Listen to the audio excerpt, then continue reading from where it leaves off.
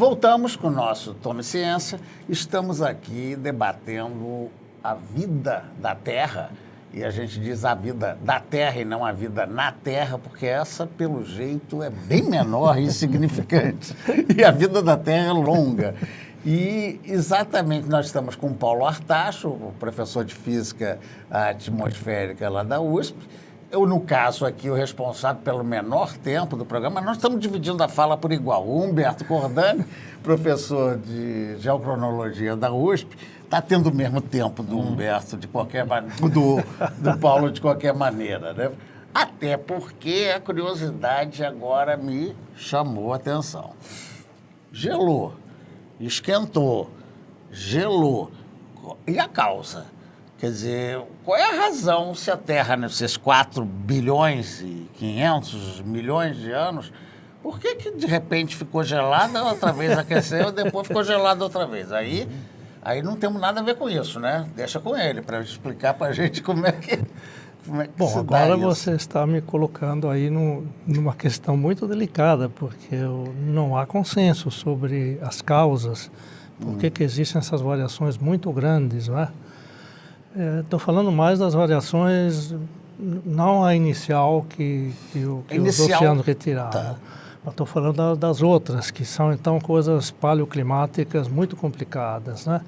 Então, são várias possibilidades, inclusive possibilidades externas devidas ao movimento do planeta. Existe, então, na galáxia um movimento em que o nosso sistema solar ele roda com um ciclo de 600 milhões de anos, né? E pode entrar enfim, sei lá, em outras circunstâncias, outras situações que no momento nós não temos como imaginar. Agora, o que acontece de fato é que o planeta de vez em quando entra em problemas desse tipo, em que aparentemente enfim, a energia solar aumenta de uma maneira, enfim, relativamente conhecida, mas o efeito estufa não, e o efeito estufa pode subir, descer e provocar fenômenos desse tipo. Bom, o sistema solar vai ter um fim com o aquecimento do Sol até queimar o resto, não é? Quer dizer, isso acho que... O Sol tende a se aquecer, é isso? Só que vai demorar mais mais uns 4 ou 5 bilhões de anos, de modo que não há grande problema. Engraçado, pelo normal que a gente seria a diminuição da atividade solar, né? Em tese, a gente vê tudo, né? Tudo decai. Nem tudo, no caso, parece que esquenta. Não é. Ao contrário. Talvez um físico possa falar melhor do que eu a respeito disso. O Sol é uma estrela, né? E ele tem uma trajetória, digamos, ele segue o que a gente chama de sequência principal, né?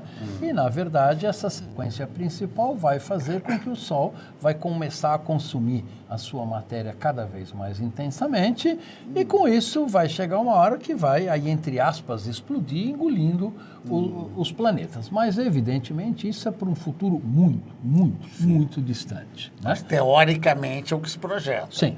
Assim como, teoricamente, eu pergunto para o Humberto, mesmo sem ter uma clareza, né, a gente não pode afirmar que esse sistema que a gente aprendeu na escola do Sol ali no meio, todo mundo rodando em torno, não sei o quê, foi exatamente igual esse tempo todo.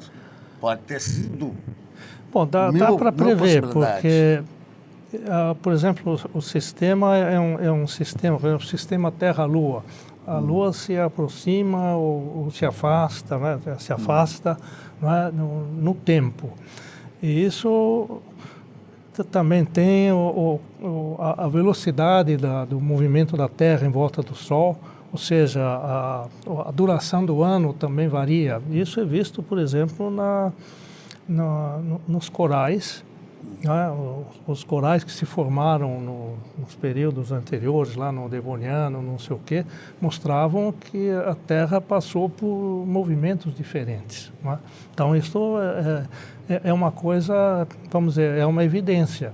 Então, a geologia estuda essas coisas, essas mudanças. Isso que é bacana.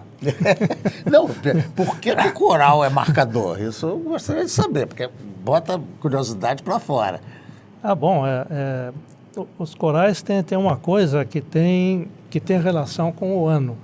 Então, é um certo número de corais que se forma dentro de um certo espaço que é medido no recife de coral, enfim, daquela época.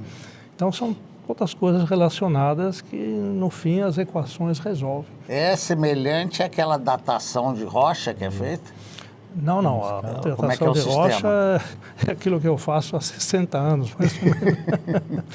Datação de rocha depende da radioatividade, né? Quer dizer, existem certos elementos que têm isótopos radioativos e esses isótopos radioativos se transformam, ou seja, eles perdem ou ganham, né, elétrons ou prótons ou coisas desse tipo, e se transformam em outros elementos. Então tem o elemento pai, o isótopo pai, e o elemento filho. E existe uma velocidade que pode ser medida, né, dessa radioatividade, que um certo número de átomos se desintegra numa certa unidade de tempo. Então isso é medido. Por exemplo, tem o rubídio, tem um isótopo radioativo que se transforma em estrôncio, que tem um isótopo radiogênio. Então o rubídio vai decaindo no tempo e o estrôncio vai aumentando no tempo. Então, a medida da razão entre os dois pode determinar a idade em que o processo começou. Esse é o método Já é um outro radioativo. totalmente diferente dos corais. Completamente diferente. Isso data minerais, data rochas. Né? Tá. Exatamente. O mineral, para entender melhor ainda a questão do coral, que eu fiquei curiosíssimo com a questão do coral. O coral funciona como essa datação? Ele transmite como a ideia de tempo? Contando, enfim, o coral se forma, ele cresce, e isso aqui tem uma estrutura, e tem então camadas, que uma em cima da outra. Então mede-se o tamanho das camadas dentro de uma determinada um espaço, são rochas sedimentares, né? Esse recife, então, determina isso, e aparentemente, para determinados tempos, existe um número maior de camadas num certo espaço dentro das rochas.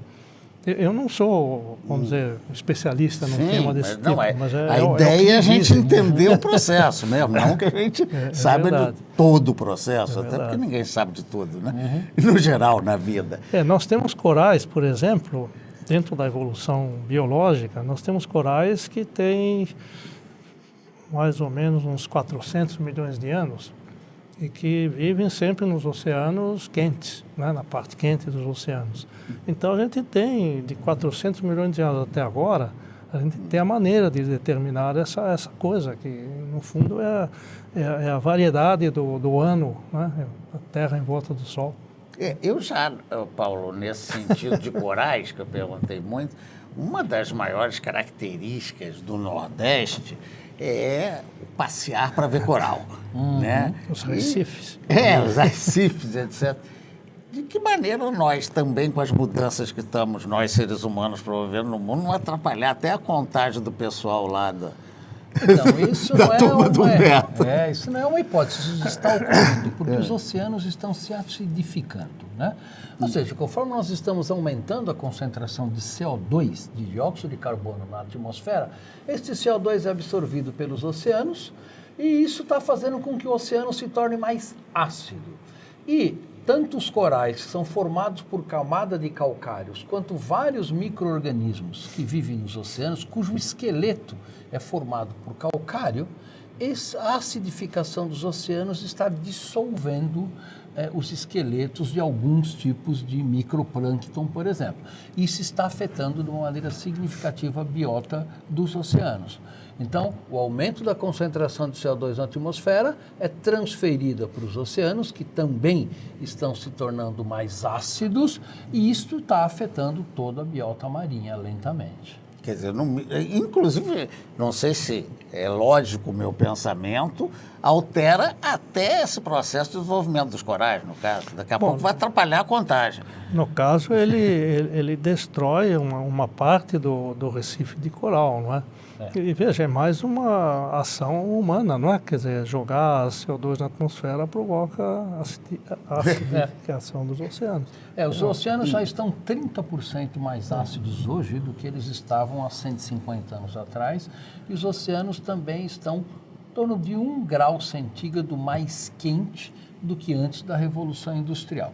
Então, a maior temperatura e a maior acidez está afetando significativamente a biota marinha. Mas também, por outro lado, se ele destrói, ele está construindo, que é uma beleza, porque ele falou que da Revolução Industrial para cá triplicou, sei lá, o número de habitantes da Terra. Não pararam de gerar novos elementos. O que o Paulo está dizendo é que a queima do carvão, você lembra dos trenzinhos da época? Sim, não, eu entendi plenamente. O que eu estou dizendo é que, por coincidência, quando você fez essa comparação com a Revolução Industrial, você fez em contrapartida do crescimento exponencial da população. Exatamente. Foi um momento de crescimento. E essa questão do crescimento da população, hoje nós somos em torno de 7 bilhões de pessoas e seremos em torno de 10 bilhões em 2050.